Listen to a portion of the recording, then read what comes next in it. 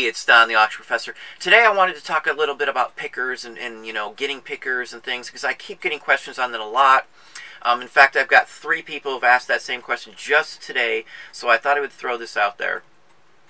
Interacting with people and making contacts is always important locally. I don't necessarily worry about going to conventions and things like eBay Live or anything like that, because that's not really going to give me the connections that are going to give me the money and the profit. Those are other people who are looking to make profit. So I stay away from places like that, like shows.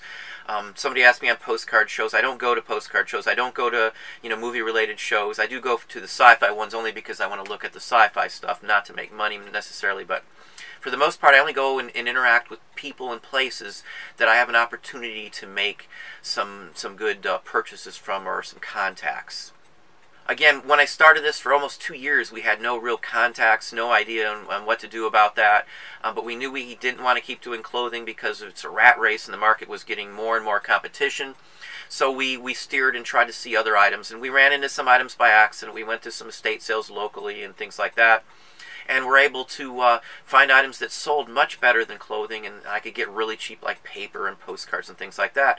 And we started looking into where to find these items at. You know, flea market, Craigslist back in the day, 4 or 5 years ago, you get better stuff on than you can now. Nowadays, this just seems to be people just blowing out their stuff that they, you know, couldn't sell, or things along that line. At least locally, it is. So, you know, Craigslist still can be a good source for meeting people, but overall for finding, you know, good purchases, it's gotten less and less of that. People are moving online, you know, Facebook Marketplace and things like that, which I haven't had much luck on locally here either.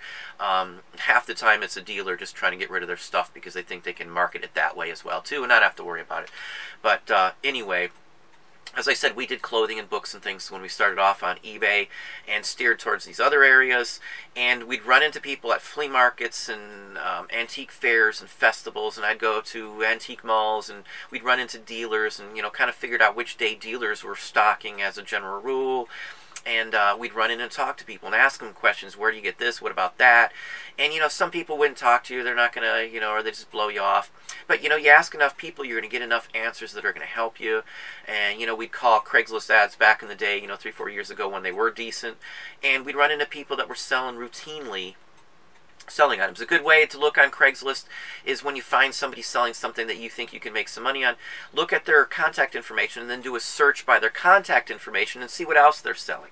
Usually you can see a bunch of items that that same person's selling, and that might give you the idea that, you know, what they're selling as to, you know, what type of seller they are. They might not sell in line at all. They might have gotten themselves in trouble or given up on it, or they seemed it was too hard and they can sell better locally.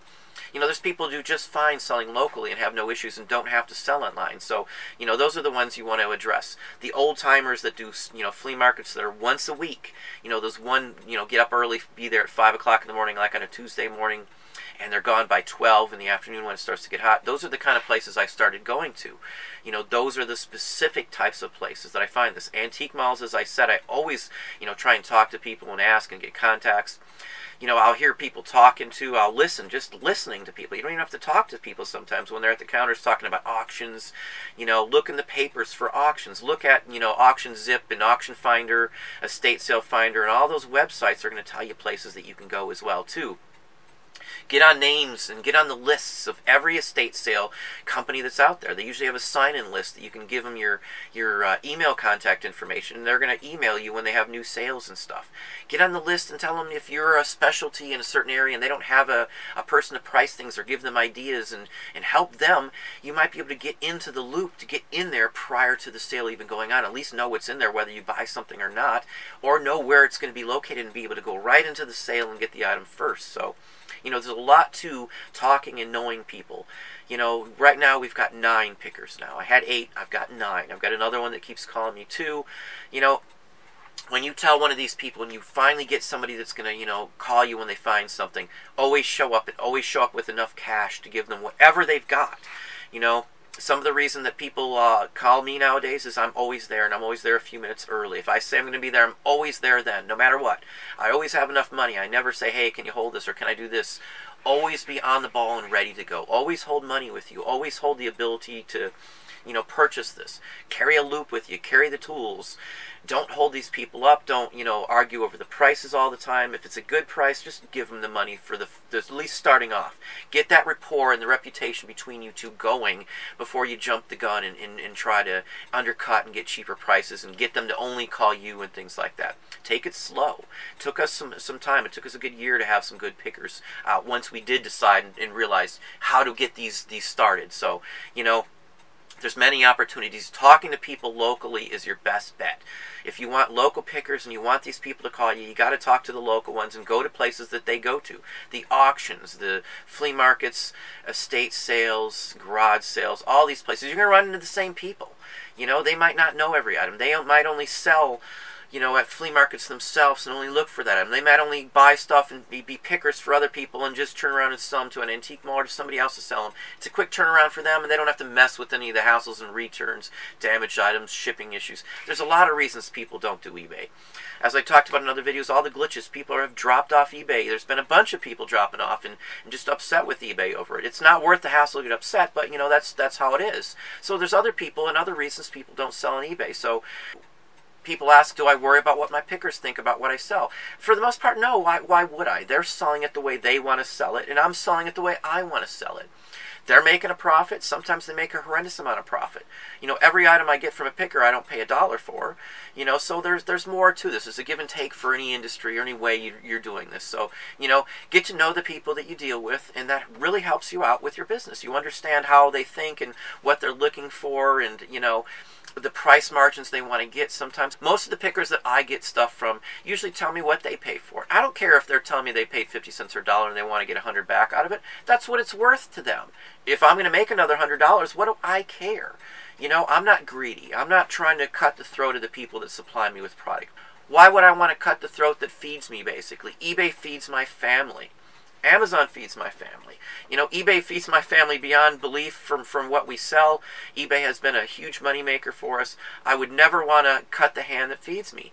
You know, I'm not going to criticize them over issues that are, you know, just nothing to me anymore. People are starting to forget. It's already been last month. In another month, people aren't even going to be talking about the glitches at all anymore. You know, it's a bump in a road. That's all it was the glitches. It's just a bump in the road. Things are leveling off, and they're going to fix it. You know, I still hear talk and complaints about the stuff, but end result is I'm looking forward to the future. I don't care about all these little technical issues that are going on now. It's going to work itself out, and we're going to move on. eBay's still in the top 2 as they've been for 20 years, as I've said. But that's what I got today. Hopefully that gives you some ideas, some thoughts on the matter. Hopefully that gives you some ideas on what to do. Again, you can make even phone calls if you don't feel like talking to people in person. Call some of these malls, ask about this. Call some of the auctions, ask what they have.